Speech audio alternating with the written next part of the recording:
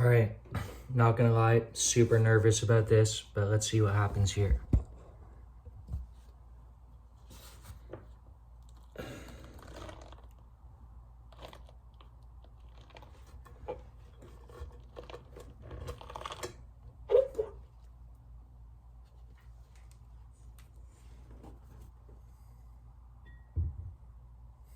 Wow.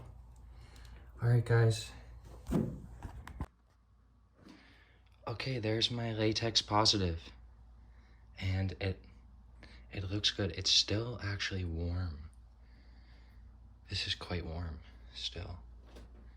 I wonder if I should have waited even longer. But there it is. So this is a latex. See that? Ooh, it's so nice. So I'm very happy with it. I should probably get a pair of calipers and check the shaft dimensions. This is a little bit weird here.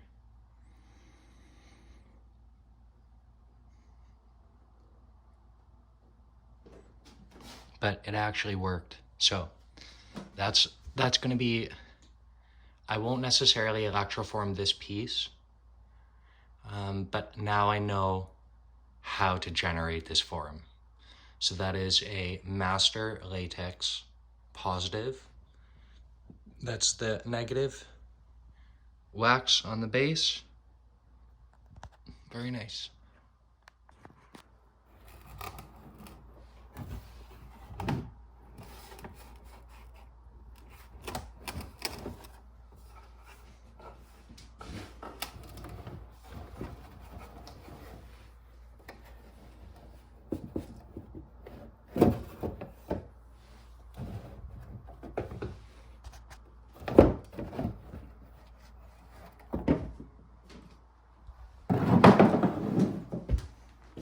All right, it's kind of like a cake. I'm not gonna take it out just yet. I'm gonna let it cool down for another couple hours.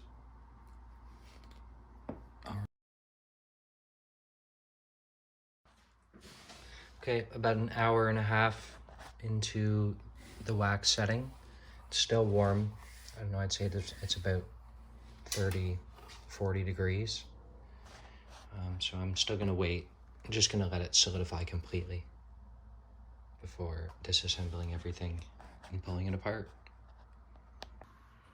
So I'm not entirely sure how I'm gonna electroform this. What I did, I put some,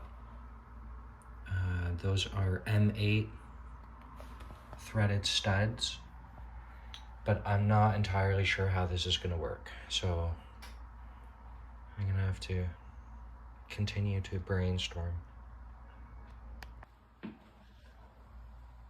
About 5 minutes in. Wax is a lot like water when it begins to freeze. It just has a higher freezing point.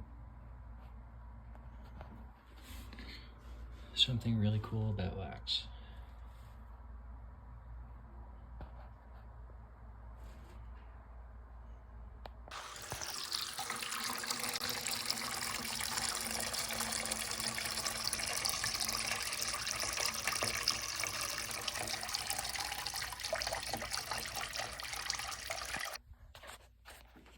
All right, I've got everything ready here to pour in the mother mold.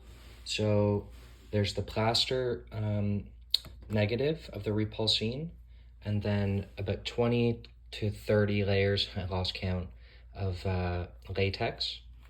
I have an inch and 1/8 of an inch high density polyethylene, just a strip and a strap to hold that in.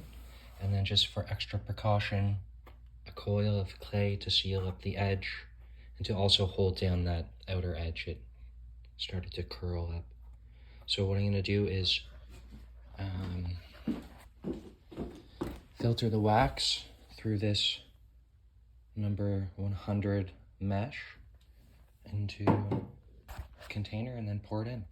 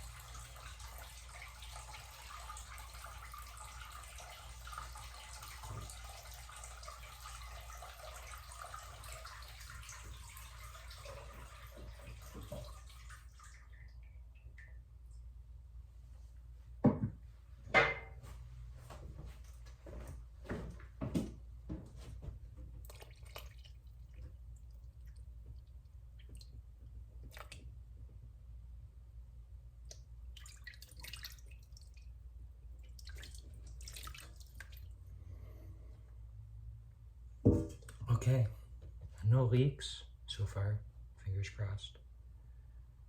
This is probably going to take a couple hours to cool down and settle.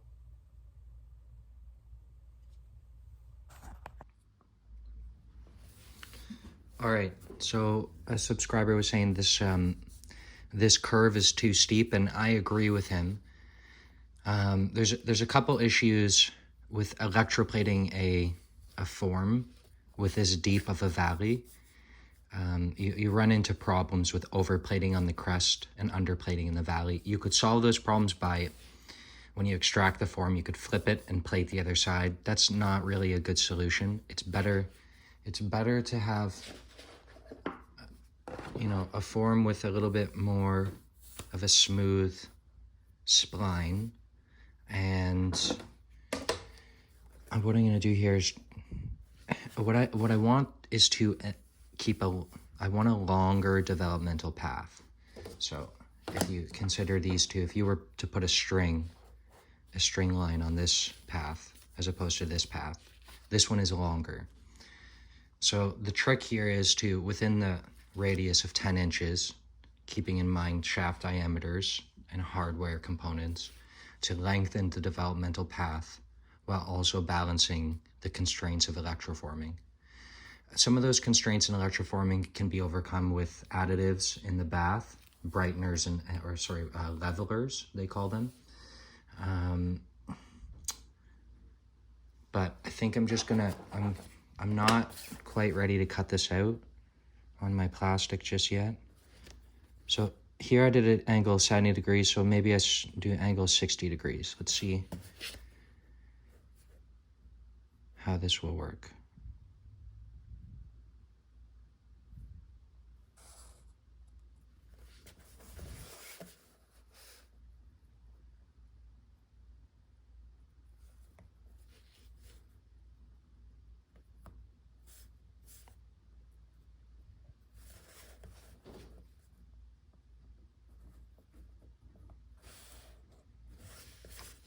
So that's 65.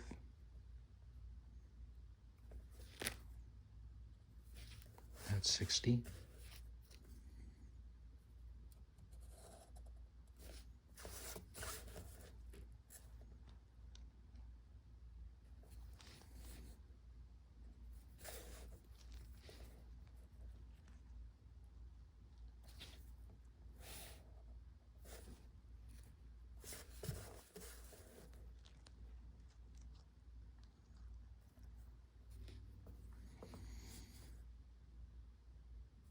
$55.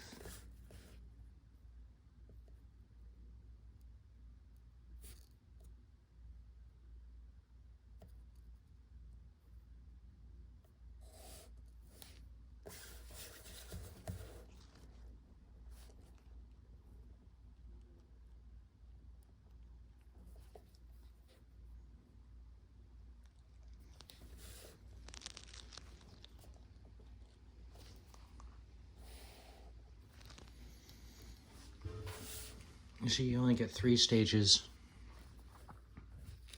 right? Well, this is a stage as well on the upper membrane. That's one stage. So you'd have your slots on this face, right? Now, yeah, there's just no way to... The other thing I could do is shorten this whole thing. I mean, if I brought this crest down,